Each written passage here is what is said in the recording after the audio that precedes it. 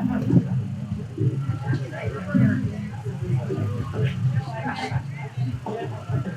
everyone, we have our next speaker here. We're excited to introduce you to, right? It's you, right? I'm just making sure I got eyes on the right person. I'm like, is he right? Kevin Jones. Kevin retired this year after serving for 25 years as a firefighter in Lowell, and he is the Addiction and Criminal Justice Chair of the Merrimack Valley Project. Merrimack Valley Project is a faith and labor coalition that focuses on criminal justice, immigration justice, and economic justice. And he's talking about filling the gaps in a fractured system, MVP's pilot program for fighting substance abuse disorder. We're happy you're here. Thank you. Thank you very much. My name is Kevin Jones. I've been working with the Merrimack Valley Project for the last 8 years. Merrimack Valley Project has been fighting for justice for more than 25 years. The Merrimack Valley is an entity of a larger organization, the Inner Valley Project. And with the Merrimack Valley Project, we scored victories in immigration, earned sick leave, family leave act, housing foreclosures, and most recently a victory with the launch end of a gas disaster. Leaders in the organization find solutions to economic justice and immigration reform. Both are very important issues, but the opioid crisis not only affects the Merrimack Valley, but the entire nation. It's succumbed to this opioid crisis. Devastation. As you said, I'm chairing the Criminal Justice Committee, and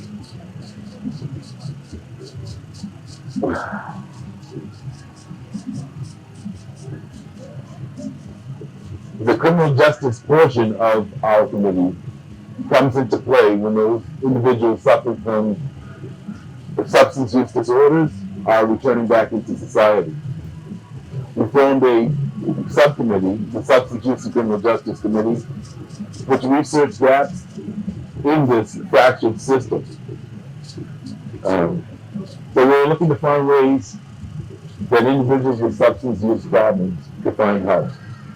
We traveled to West Hartford, Connecticut, and we found a program that, number one, if you receive a call, that person is given a detox bed and determine the appropriate treatment facilities to go to. They locate the open bed in the Commonwealth, and that individual, as long as he's in a public place, is transported to that facility. Now, in Connecticut, it worked for 15 years, completely funded by the state. So we figured, let's bring it to Massachusetts. We need this. We definitely need this program. So with the aid of now Senator Diana DeZoglio, a bill was formed and presented to the Massachusetts State House. We all, MVP, felt very confident that it would pass. Seeing that we had the support of all of the legislators in the Merrimack Valley. Lo and behold, the bill was shot down in the House of Representatives. We regrouped. We got back with two senators, Senator DeZoglio and Ed Kennedy, who made sure this bill passed in the Senate. The bill passed with an amendment to the Senate. And the amendment reads as follows: the Merrimack Valley Detox Rehab Transportation Service. This amendment would fund a pilot program in the Merrimack Valley to provide transportation services to detoxification and rehabilitation facilities. A gap currently exists where people suffering from substance use disorders may decide to seek treatment and may identify a facility that will accept them but have no transportation to get there. The burden of filling this gap in the recovery system falls upon members of the community who volunteer their time at no cost and great personal liability. Agencies rely on community leaders to transport their clients to appropriate care. In the Merrimack Valley alone, an estimated 30 requests a month between Lowell and Lawrence for rides to detoxification and rehab facilities are received. Filling the transportation gap excuse me, would save lives, ease the burden on emergency responders, hospitals, courts, and the general public. Upon funding of this pilot program, people in Merrimack Valley will be able to access transportation services via the existing mass substance use hotline. As long as that person is in a public place, i.e. a fire station or a police station, transportation would then be designated and provided for them to the designated treatment facility. Emergency rooms, courts, offices, and offices of community corrections, all agencies, as well as the detoxification centers themselves, could use this system to help their clients find transportation to be in the right facility. So, everyone might be wondering where the Merrimack Valley includes. The cities that are inclusive in the Merrimack Valley and will be served by this pilot program: Amesbury, Andover, Billerica, Boxford, Chelmsford, Dracut, Georgetown, Groveland, Haverhill, Lawrence, Lowell, Merrimack, Methuen, Newbury, Newburyport, North Andover, Lowry, Salisbury, Tewksbury, Tingsboro, West Newbury. Also included in this pilot are Littleton and Westford. A project manager has been designated and assigned by the Department of Public Health, Bureau of Substance Addiction Services, to work with HIR, which currently runs the existing hotline. UMass Lowell has been recruited to collect data for this pilot program. And we can only encourage any and all agencies that can utilize this service to urge their clients to use this system, to show the need and justify the program's existence. Data collection is crucial. Are there any questions? Experience as a first responder been different or Christian or your were you able to see the need for this because of that experience? A great question. Before I started with the Merrimack Valley Project and the Substance Abuse Committee, I had a personal incident that affected my life dramatically. I found my nephew deceased from an opioid overdose. And I don't think I know if this system was in place at the time of his death, we probably would have sought out that option rather than the other. So that did prompt me to encourage me to find answers to why this is happening. As you know, the opioid crisis is devastating this country, more so than the Vietnam War. Yes? No, I have not. I think it's due to homeless on South Broadway. They school the highway bus at the school. But long story short, what do you think with the public place, that is only fire station, police station? Hospital. Hospital. Like, Doctor's office. Not Dr. Lawrence Common, per se. It is a public space. Okay. There are a few vetting questions that individual would have to answer. We would not pick up someone that is unconscious. We would not pick up someone that was under the influence. The other question is that to get the organization, I guess, speaking based on one street lines where there is the exchange program.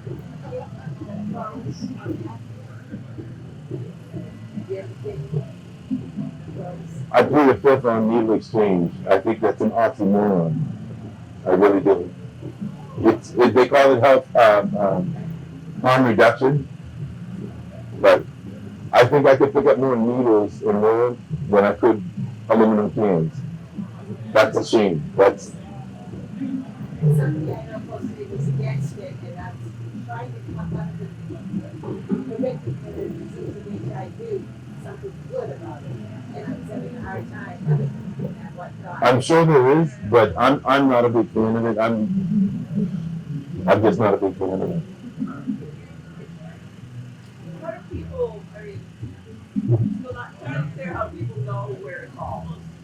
There's an existing 800 number that you can call, and information will be given to you. Yes, that is. We're not reinventing the wheel. You just name that organization again where the 800 number is. That is the existing 800 Massachusetts Substance Use Hotline, 800-327-5050. This number can be reached 365 days a year, 8 a.m. to 10 p.m., Monday through Friday, 8 a.m. to 6 p.m. on weekends. English and Spanish are spoken, and other translating services are available. Yes, help hotline, yes. Mhm.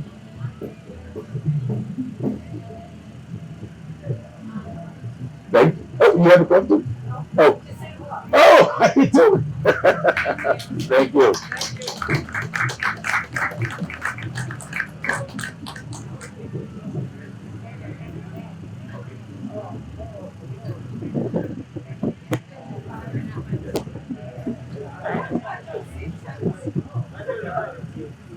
Okay, so folks, thank you so much to Kevin. Every year during Lawrence History Live, we set aside 1 hour in this tent for a community forum, which is a time for the local folks to come together and talk about an issue that is important for the community. So this year's forum features another exciting first-time thing for our tent.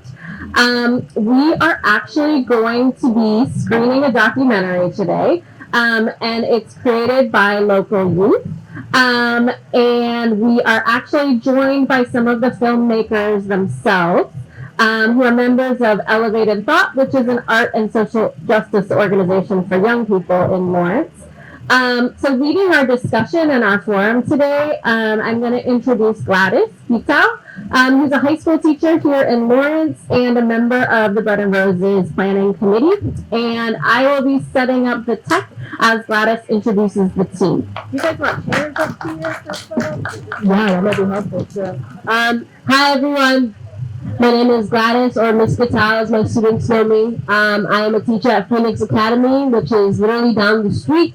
And I'm excited to be here with y'all. I'm also on the board for Bread and Roses, so I've been part of the committee planning this for a year, so we're excited about a lot of the events, especially this one, which is near to my heart, considering that this is around the same time that the gas explosions happened in Lawrence, something that affected me a lot. I live in South Lawrence, and I wasn't expected, like my house wasn't on fire, but I did have to move out. I did have to stay in a hotel. We didn't have heat for a very long time, and I know that's something that affected a lot of my neighbors and a lot of my students. So today, after we watch the documentary, we'll be having a question and answer session with a couple of my students as well. I have Victoria and Jaylani here with me. You want to raise your hands, Jaylani and Victoria? So Jaylani is in the documentary, or she got down and she was interviewed for it. And Victoria has also been greatly affected, so they're going to be speaking about some of their experiences as well. So the documentary, I think, is about 20 minutes. It's not that long, so we're going to sit, we're going to watch it, and then after, we're going to have a dialogue about it. Thank you so much for coming.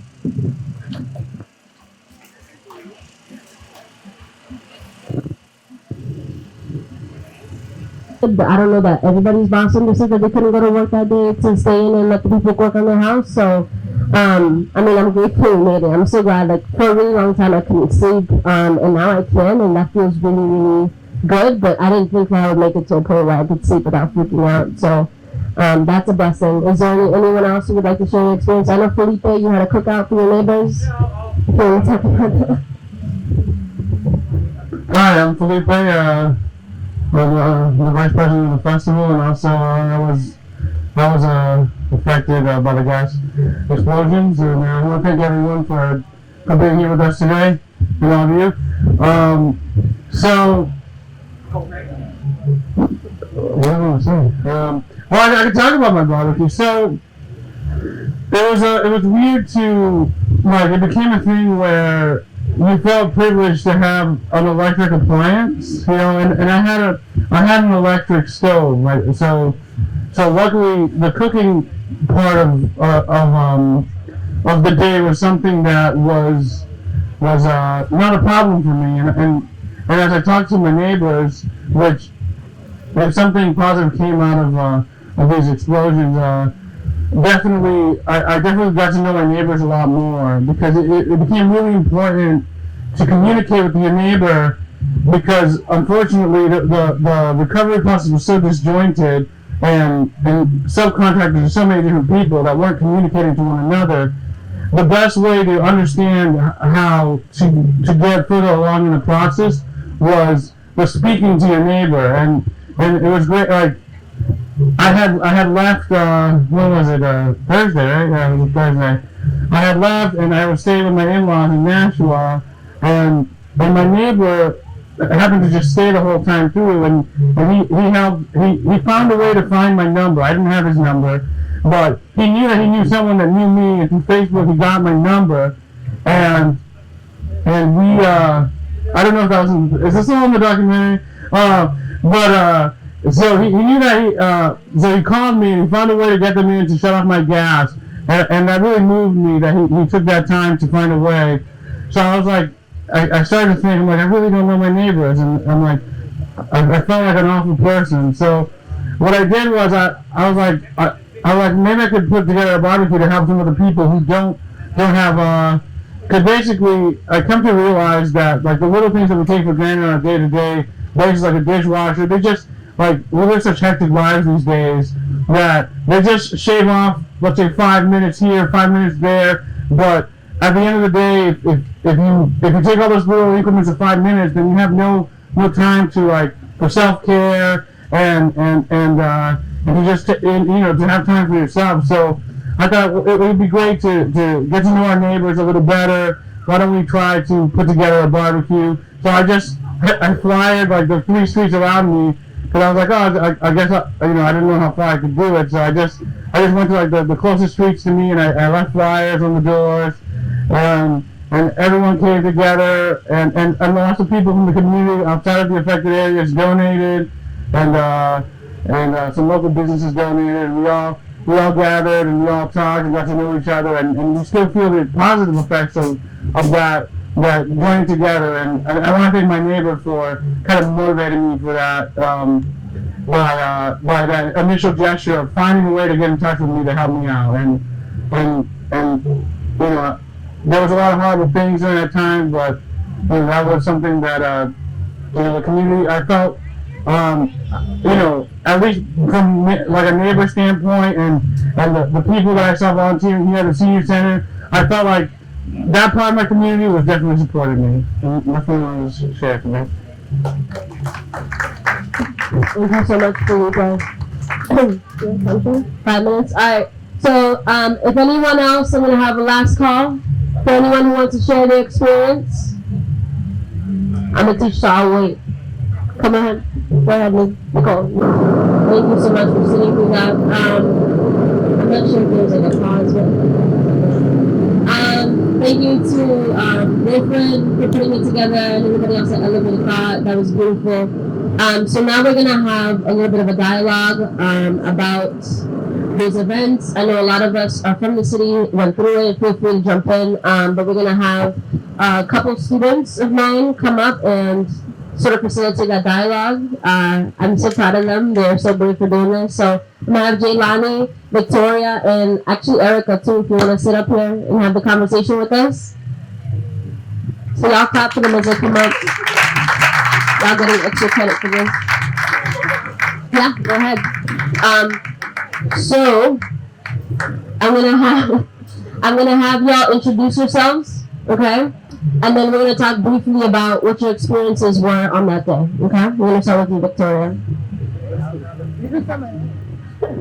My name is Victoria.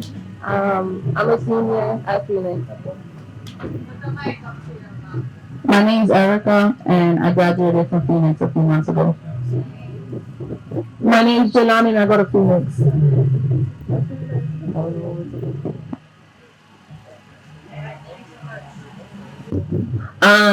Right, so now I want y'all to maybe briefly tell me what that day was like for you. Jaylani, I know you were in the documentary and you sort of answered that question. But can y'all tell me what that day was like for you? How you found out, what your reaction was? My reaction was more like,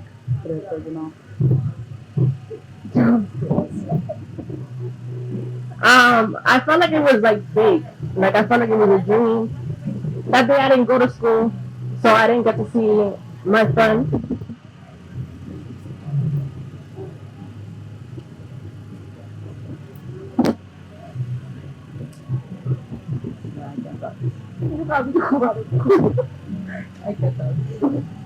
So it's okay. Do any of y'all want to talk about Leo real quick? They sort of mentioned him in the documentary, but so Leo now was one of our students at Phoenix, and he was also the person that perished in the explosions. I remember at the time when I heard about it, I remember thinking, I got a phone call from my principal saying that Lionel had passed, and I freaked out, and obviously I was devastated.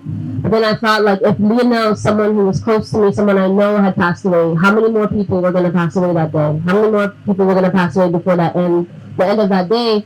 And it only ended up being Lionel, and we didn't even hear about other people who were injured. We didn't hear about anything else that went on in terms of injuries or anything. It was just Lionel. It was his face everywhere in the papers, in the news, on Facebook. And after a while, it was like triggering. And I remember our students always being like, "Oh, Lionel's in the paper again. Lionel's in the news again." And it was a lot for us to take in. But yeah, I feel like that's something that we forget sometimes, that like there was a life lost, right? So for all the stuff that happened with Columbia Gas, like they have to be accountable for that. You know, like we lost someone who was very near and dear to us. Victoria and Jaylani have shirts. With do you want to show your shirts?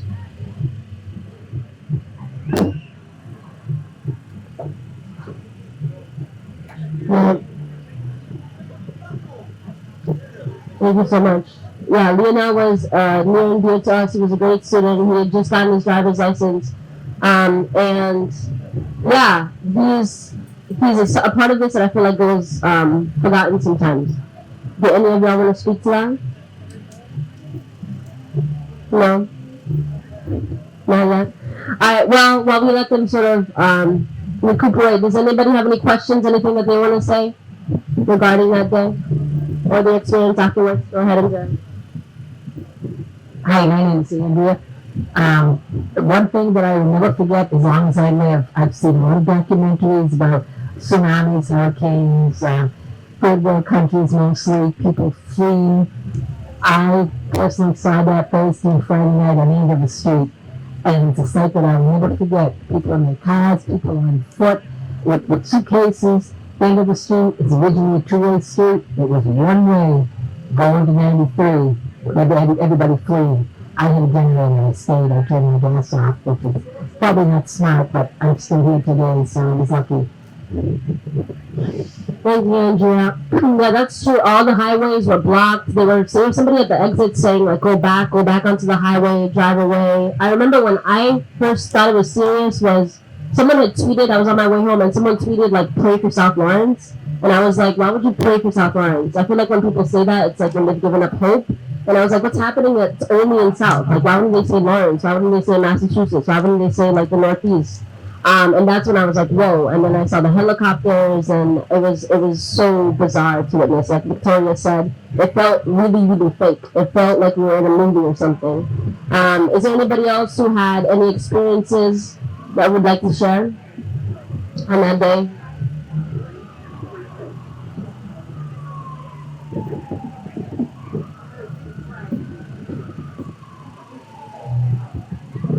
My name is Hector Ariola. I'm the father of Victoria, and these two are her best friends. They're in my house every single day. That day was surreal in the sense that I was in the area. I went to Boston to go visit family, and I got a phone call. I forget who it was from. And he said, "Are you all right?" I said, "What are you talking about?" "Of course I'm all right. I'm on the phone." And he said, "Did you see the news?" And I didn't understand. They said, "I can't talk to you. Just hurry up and look at the news." And when I turned on the news, like my daughter said, "You don't believe what's happening." And first thing coming to my mind is terrorists. You know, in the world we live in, that's the first thing that's going to come to my mind. Because to believe that this could happen in the manner that it did, that's not the first thing that comes to your mind. I know that we all thought, what's happening? Why are we being attacked? This isn't Boston. We don't have the high rises. So you're kind of wondering, why did it happen? How did it happen? So I turned around, and as I started driving back towards Lawrence on 93, the traffic went all the way back past exit 34, which is Woburn, Malden, Medford. That's how far back the traffic went. I'm calling my father that happens to live on Andover Street. I have an ex-wife that lives a block from Springfield Street. So I'm worried about all those people that I know. And I'm calling, trying to get in touch with my daughter. And, she wasn't in a talking mood. Just trying to find out what was going on because I couldn't get close enough to the town to see what was going on. And my sister, who happens to live in Methuen, only 10 minutes away from my father, couldn't even get into Lawrence to come and find out how my father was doing. When I finally got anywhere near Lawrence, I was in North Andover, North Reading area. I had to park my car all the way out there because it was literally a standstill trying to get into town. I had to jog or walk or run. It took me about an hour and a half to 2 hours just to get to my father's house. My father had refused to want to leave his home. He was 72 years old. He was in good shape. But like everybody else, you're attached to your things. You're afraid of leaving anything behind. And my father is like, "Oh, I've been here. I'll be fine. It's not going to happen here." That's what a lot of people said that day. And that was a lot of people's belief. And I had to struggle to get my father out of the house. To get him to go to my sister's house, which again is only a 10-minute drive, took 2.5 hours that day. When I went home to Lowell, I didn't get home until about 10 o'clock that night. When I first originally left Boston, it was only about, I believe it was 4:30 in the afternoon. When I get home, I already knew my daughter was in bad shape, but the way I saw her that day, I knew that it was hitting her hard. I didn't know why. And then I found out that her best friend, one of her best friends, Leo, happened to be the kid who the chimney fell on that day. And the way it happens, what's the chances? The kid just got his license that afternoon, I believe it was. And he called her because he was so excited that he was finally able to drive. They both had their permits, and he was driving to her that he got her license before she did. And for that moment, for that chimney at that time to fall in that location, what's the chances of that happening?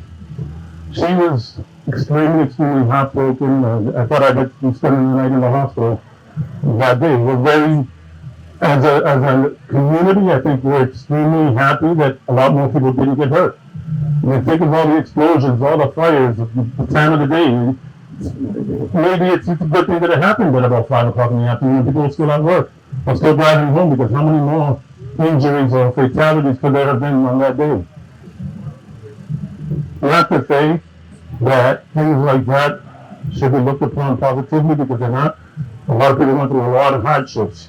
You know, I drove by these communities all the time and saw the trailers that we saw in the video people speaking about. You know, how can you put an entire family in one little trailer?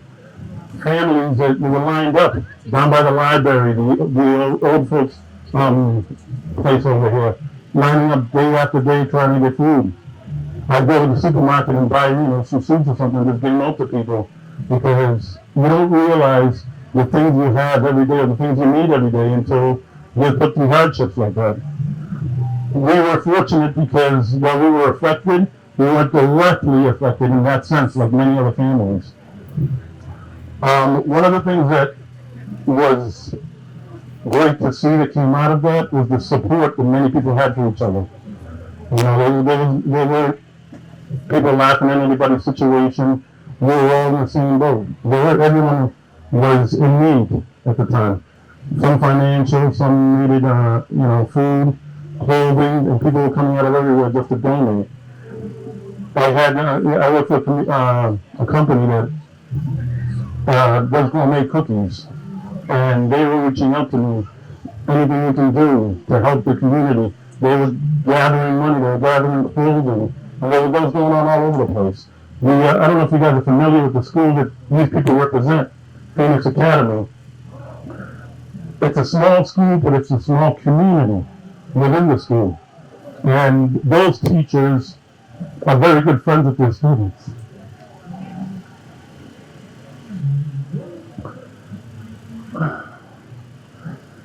They reached out to the students to keep them informed of what was going on with Leo.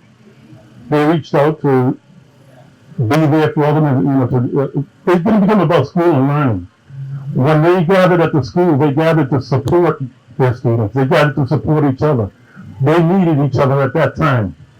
So when you see something like that, they realize the importance of community support and the support of those around you. It's no longer about learning what's in the books. You're learning life by living it. And these people were there to support these students through a very, very difficult time. And to this day, they're there for them every day to discuss those issues. They're there to support their students. And I think it's a great thing to see. I think it's a great thing for them to do. And, you can never forget those situations. You just hope that you learn and grow from them.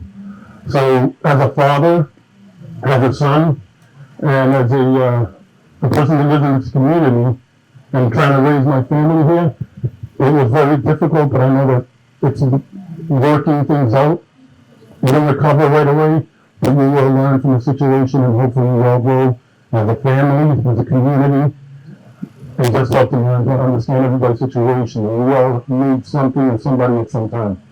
So how that affected me, my daughter, you can see to this very day, it still affects her every day. So I just wanted to tell that story to you guys. I know everybody has a story, and I just couldn't sit there and just listen to everything going on. Like I said, I love my family and I love my community, and I want to be able to do whatever I can. Thank you, Phoenix, and thank you for everybody who did their part that day to help all others in need. So thank you. Thank you so much, Hector. That means a lot. A lot of things happened. Like after that day, there was so much more that happened, right? It wasn't just an event that happened on one day. It was where are people living, where are people showering, are people getting food. I remember my refrigerator had stopped working, and all the food in there rotted, right? So like people weren't eating, and there were so many more needs than just that one day, and then just that one trauma that happened. I'm going to open it up again for anyone who has anything to say, anything to share. I know there's some people who don't necessarily live in Lawrence, but maybe they work in Lawrence, or they have people who are affected. I think this is such a far-reaching experience that I would want to open it to anybody who wants to speak.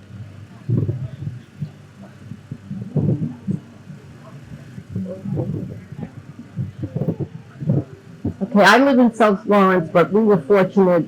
We didn't have the heat, and everything, but we managed to stay home and we were okay. But in my neighborhood, there was a woman who was in the hospital and she didn't have much time to live. She didn't have much time to live, and she decided she wanted to go home to die. And her daughters were with her. And her condo caught on fire. It was one of the last ones to catch on fire out of all the fires, and the fire department said, you're just going to have to let it burn. So this poor woman is in her last days, and she's watching her house burn and everything she owns in it. And I thought that just stays with me, how sad that was on that day. And of course, I wasn't home, and my two cats were home, and a lot of people were in that situation. Their animals were home, and they couldn't get home to take care of them. And, if you're a pet lover, your animals are like your children, and they mean just as much to you as children. But, I heated up my buckets of water in slow cookers, and that's how I took my shower, with the buckets of water, because I didn't want to go to a hotel. Didn't want to. There's no comfortable chair there. Where are you going to sit? So I'd rather stay home and heat up water. And we had slow cookers cooking all the time for hot water. Thank you so much. What was your name? Lillian. Thank you, Lillian. Anyone else want to share their experience? Thank you. TNP Empire, right? Hi everyone. My name is James Moran. I go to Salem State University. And it was a shocking thing to hear something like that. And it's definitely something that you can relate to when you hear something about fire. And usually people, when they see something as big as that, or as small as that in their heads, because people calculate tragedy in a different manner. No matter how slightly something might be, for someone who lives in that community, who's been there, it could be a big impact, like an explosion. But if you live far away, for you might have a little bit of relevance to it. And that's why we often as human beings, we fail to connect with other people. There were people in Lawrence who lived there, they were very devastated. I had a friend, his name was Ken. He lived with me for 4 years as a roommate in high school and college. So when the whole thing happened, his whole mood changed. He didn't know where it happened exactly, but he was praying. And he was living closer to where he lived, not closer where he played basketball, not closer around people that hang out with him. But I also thought in my head, it could have been anywhere else in that community. That's because it didn't happen within the place that we live in. It could also possibly happen in that where you live. So having that connection as a human being is something that I find a lot to connect with. She said, TNP Empire. I'm from South Sudan. And I grew up in the war. I was born in the war. I was supposed to see tragedy, fire, ground fires, everything that I ever thought in my mind was, I thought Sudan was the only place on earth that ever existed.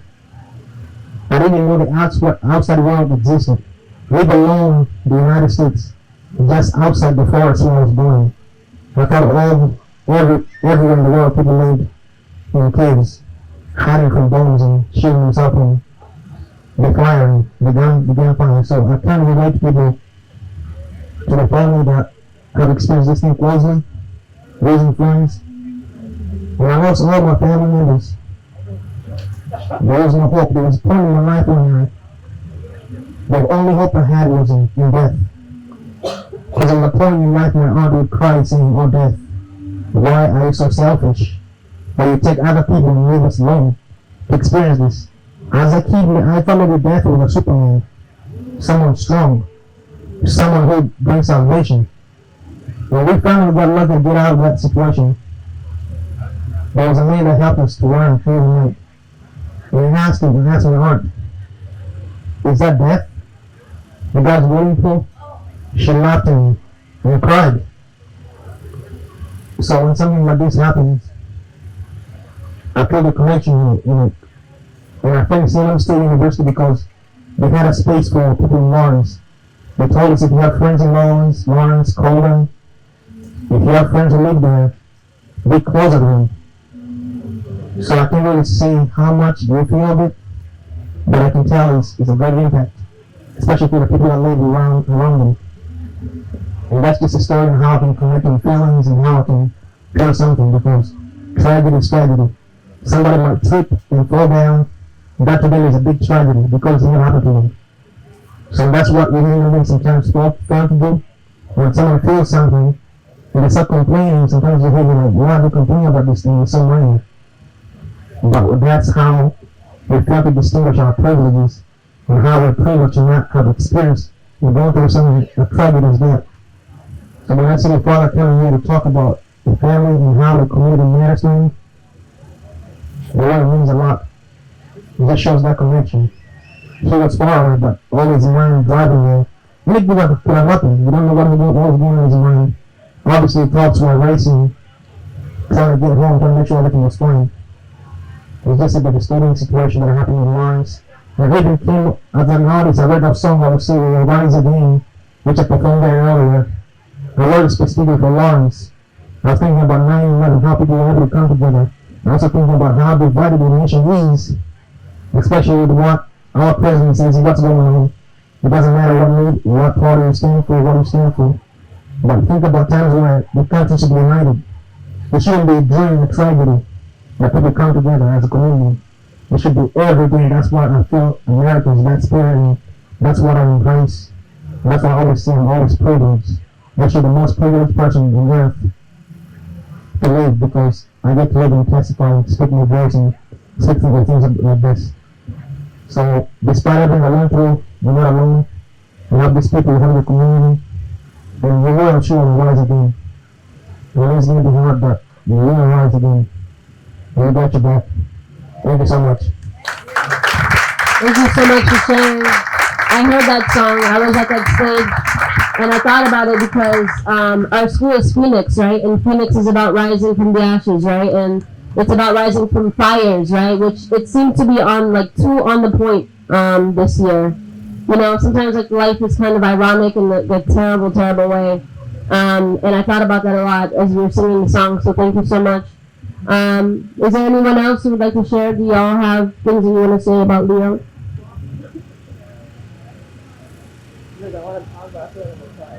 It's okay. You can cry. We'll listen to you. You sure? Alright. Hold on.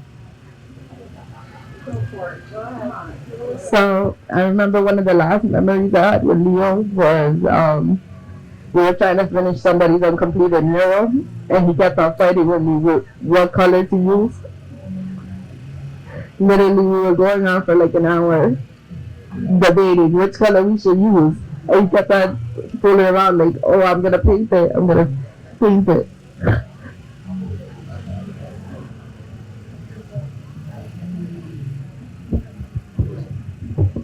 Alright, so before the whole explosion happened, the summer before we moved to Lowell, my house got exploded. Well, it didn't explode. My house caught on fire. My brother left the oil on, and he forgot I fell asleep. So with the whole explosion happening, it hit me, because it was like, whoa, I could have lost my brother last year, and I could have lost a close friend. So the thoughts running through my head, and then with my grandfather and all that, it was I don't know, it didn't feel real. It felt like fake, alright, when am I gonna wake up? This is fake. But yeah, then when we seen went to school, everyone was there for each other, and I seen Gata had people coming in, helping us. We was drawing, doing what was he doing? The mural? Yeah, we were doing the mural. You recorded it? Or no? Huh? You recorded it? The mural? Yeah, somewhere they have it, yeah. Well, if you guys want to go see the mural, it's at Phoenix. It's, put it on the wall. Yeah, that's every morning to walk by that, it's he's still here with us. Even though he's not here physically, mentally he's still here. So, 15 Union Street? It's down the street. It's inside the Everett Mill. So it's just on the corner of General Street and Union Street. It's right. Come visit. Gianni, you have anything to say? I'll just say the last thing. Well, I was with Leo that same exact day he passed away. We were in, what class was that? Stucker's class, which is a marine and chemistry class. Well, we were just joking around, me, him, and two other classmates that were there. He was actually sitting on top of the table and I was sitting on the floor. And we were just joking around, me and him playing around like we usually always does. And he always has this, he used to always give this tight hugs from the back. He used to always do that. So the last thing we did was, we were joking and he went to hit me because he used to always like to play horse fighting. And he hugged me so tight and he said, yo, I love you. That was the last thing. And after that, I looked back and he disappeared. And that was when he went to get his license. That was the last time I seen him.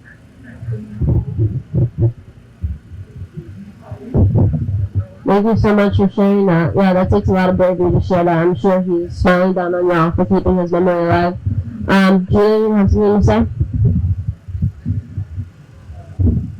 Hi everyone, my name is Judy, and I'm from South, and I just really want to thank you for sharing your vulnerability.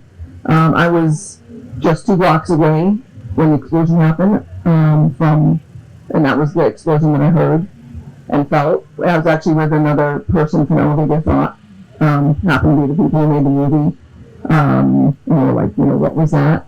And I've heard Leo's name so many times, obviously, since that all happened. But I just feel really honored to be, with you and hearing from you about him. Because, it's a tragedy, but to be able to feel that closeness, I just honor that you have brought him into this space, like people who actually knew him, because I didn't know him. You're the first people that I've actually heard speak about him. I mean, not in a general way, right? Who actually knew him and are, have those tears because of your closeness with him. And I also just want to thank you, even before you spoke about him, for just being I know nobody wants to bring you tears, but as soon as you started crying, I realized how emotionally vulnerable I still feel about that day and about that whole thing that unfolded. And I just, you just go on with life and sort of put it down underneath the surface. But, was it also there? I went out Andover Street, 2.5 hours to get out Andover Street, thinking it was some sort of war zone. It was totally surreal. I volunteered with Glennis, who was in the film, at the Arlington Street Shelter. It's just it was just a traumatic event. And as I'm sitting here listening to all of you and everyone here, I can't believe we didn't have more of these conversations in the last year. I mean, I know there were different conversations, different places, but clearly we all hold so much emotion and energy around this. So thank you again for being willing and to sit here and at least help me and let others just be in touch with that a little bit more. Yeah, thank you. God bless you. Thank you so much, Julia. Is there anyone else who would like to speak? Glennis, who's in the film, would you like to speak about your experience? Glennis is our president on the Bread and Roses board as well, so she's been putting this whole thing together. So,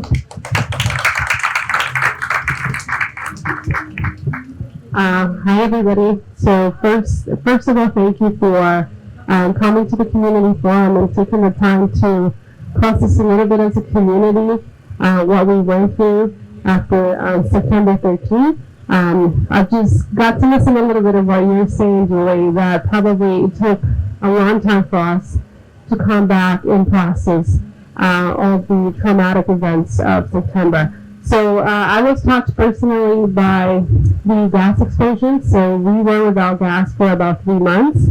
I have a very young family of 3 children, and it was tough. It was really tough not to be with gas for that long. But the best part of what I was able to experience was to see how much love we received from the community, and to see the strength also of our networks. It took just a few hours to get ourselves organized, and that happened because as a community we understood each other, and we pulled from the best that we had. And the best that we had was the strength of our community networks and the family, the friends that we have. So thank you again, and I hope you're safe for the next part 2 to hear Catherine. But again, thank you for holding this space and holding community together. And thank you, Lattice, for being our MC. Yeah, of course. Do we have a time check, Elizabeth?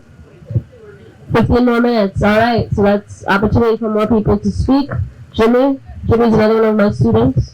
Thank you for coming, Jimmy. Thank you for volunteering your time. And if you want to come, you can just come up after Jimmy and speak as well. Hey, I'm Jimmy from Phoenix. And the gas explosion was very tragic for everyone involved, and I can't even believe how close I was to being a victim to this, because this one night I was just staying up all night just playing my video games as usual, not worrying about anything. But then out of nowhere, I caught like a whiff of gas, and I was just like, I don't know. That's just my mind playing with me. I ain't too worried about it. And I was just talking with my friend online, telling him, oh, you know, I smell this gas. Like, you know, like, what is this? Like, what the hell? Like, is my mind playing tricks on me? So then after like a couple minutes went on, I was like, yo, like the gas is actually like on right now. It's leaking. I need to like do something about it. But, you know, I never knew. I don't know what to do about that. I was, you know, terrified because my mom, she suffered a stroke, so she's not able to walk as she was before, and, you know, everybody's sleeping, my sister's upstairs sleeping, my little niece upstairs sleeping, so I'm just like, you know, what do I do in this situation? Like, I don't know what to do, I'm, like, scared. So, like, I just waited and waited and waited, and, like, I was terrified. I had to, like, basically look up how to turn off the gas because it was just like, you know, either I do something about it now or I'm gonna wait till something happens, whether it be good or bad. So I ended up searching it up, and, you know, I ended up turning off the gas, and after a little bit I opened up the doors, opened up some of the windows, and then the gas just went away. And after that, no more gas, and then I immediately, like, told everyone in my family, like, yo, there's a gas leak. Like, you know, I turned it off, so we're safe for now. But, like, that night was just unbelievable. Like, I couldn't even believe how close I was to possibly becoming a victim in this tragedy. Thank you so much, Jimmy. Yeah, it was very brave of you. I don't know if y'all know how to turn off gas, but I definitely do not know how to turn off gas. I remember, so I live in my father's house, and he's a landlord, but he lives in California. So when a lot of this stuff happened, it was like on me to like let in the Columbia Gas people. It was on me to like buy a new water heater. We had to buy a new water heater, which, like Glennis was saying in the film, like nobody has like $2,000 lying around, right? And Columbia Gas was saying, like, pay for it, we'll pay you back. And it's like, who has that much money to like put up front, you know? Like, people weren't showering, there was no heat. Remember, Columbia Gas told us, you can go out and buy all the things that you need. You can buy a space heater. We bought like warm clothes. We bought a lot of stuff on Columbia Gas's money, I'm not gonna lie. But we bought like onesies. But one of the things I remember thinking was, I don't, like, if I didn't have this money up front, like, who would pay me back? And even with the space heaters, like, the space heaters are very likely to catch on fire, you know? And that was we were only heating one room. I remember I short-circuited the house because I plugged in too many space heaters. Someone from work made me some blankets, and that was nice. But even when I used to go to bed, and I would, like, freak out in the middle of the night, I would jump out of bed because, like, my husband's next to me, and I would feel his heat, his body heat, and it would trigger me, and I'd be like, oh my God, something is, like, burning in the house. It's like, why is there heat? But it was just body heat, and like that would be my reaction to any sort of heat ever. Even now that it's hot in the summertime, whenever I feel like there's a breeze of hotness, like I freak out. If I smell gas, I freak out. If I hear there was a lot of drilling outside when Columbia Gas was redoing all the gas lines, and that sound would freak me out, you know? I remember my street felt like there was like a surgery happening on our street. There were so many men in yellow coats just doing things all the time, going in people's houses, going in and out.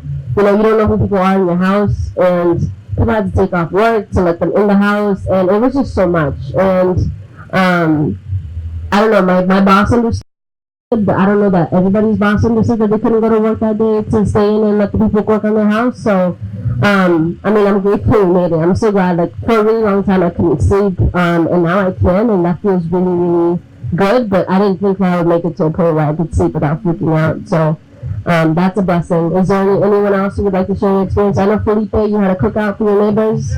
Can you talk about that?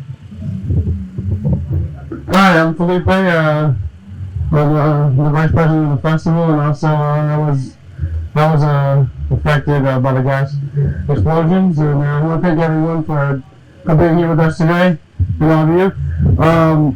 So, what am I going to say? Well, I can talk about my barbecue. So, it was weird to, like, it became a thing where you felt privileged to have an electric appliance, you know, and I had an electric stove, right? So so luckily the cooking part of the day was something that was not a problem for me, and as I talked to my neighbors, which if something positive came out of these explosions, definitely I definitely got to know my neighbors a lot more, because it became really important to communicate with your neighbor, because unfortunately the recovery process was so disjointed, and subcontractors are so many different people that weren't communicating to one another. The best way to understand how to get further along in the process was speaking to your neighbor, and it was great. Like I had left. When was it? Thursday, right? Yeah, it was Thursday. I had left, and I was staying with my in-laws in Nashua, and my neighbor happened to just stay the whole time through, and he found a way to find my number. I didn't have his number, but he knew that he knew someone that knew me, and through Facebook he got my number, and we I don't know if that was is this all in the documentary? So he knew that so he called me and he found a way to get them in to shut off my gas, and that really moved me that he took that time to find a way. So I was like, I started to think, I'm like, I really don't know my neighbors, and I'm like, I felt like an awful person. So what I did was I was like, maybe I could put together a barbecue to help some of the people who don't have, because basically I come to realize that like the little things that we take for granted on a day-to-day basis, like a dishwasher, they just like we live such hectic lives these days that they just shave off, let's say 5 minutes here, 5 minutes there, but at the end of the day, if you take all those little increments of 5 minutes, then you have no time to like for self-care and to just to have time for yourself. So I thought it would be great to get to know our neighbors a little better. Why don't we try to put together a barbecue? So I flyered like the 3 streets around me, because I was like, oh, I guess I didn't know how far I could do it. So I just went to like the closest streets to me, and I left flyers on the doors. And everyone came together, and lots of people from the community outside of the affected areas donated, and some local businesses donated, and we all gathered, and we all talked and got to know each other, and we still feel the positive effects of that joining together, and I want to thank my neighbor for kind of motivating me for that, by that initial gesture of finding a way to get in touch with me to help me out, and there was a lot of horrible things during that time, but that was something that the community, I felt, at least from like a neighbor standpoint, and the people that I saw volunteering here at the senior center, I felt like that part of my community was definitely supporting me, and that's what I wanted to share today. Thank you so much for you guys. 5 minutes. All right. So if anyone else, I'm going to have a last call for anyone who wants to share their experience.